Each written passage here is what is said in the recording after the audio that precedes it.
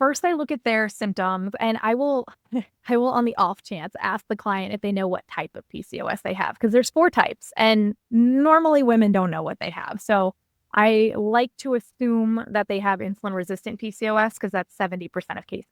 So in order to make sure, like if they have this diagnosis already, I assume it's insulin resistant, and then we will look at labs. And when I'm looking at labs, I will look at fasting glucose, I will look at hemoglobin A1C, I will look at fasting insulin, and those will give me a really good picture of if we have insulin resistance or, what we have going on there.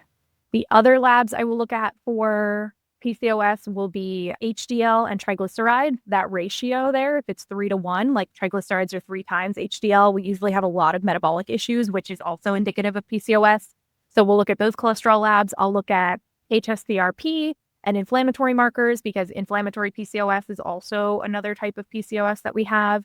And then adrenal PCOS, we're going to be pulling fasting cortisol and DHEAS sometimes. We're also pulling sex hormones to see if we have more androgens. Most PCOS clients do have higher testosterone and higher androgens than they do estrogen and progesterone, and usually they have irregular cycles, so we can't even really get a correct estrogen and progesterone lab value sometimes in these clients. So I don't even worry about that with PCOS patients until we get back to like regular periods. I'm looking at inflammation, insulin resistance, and metabolic syndrome, and then correcting those will then correct hormones.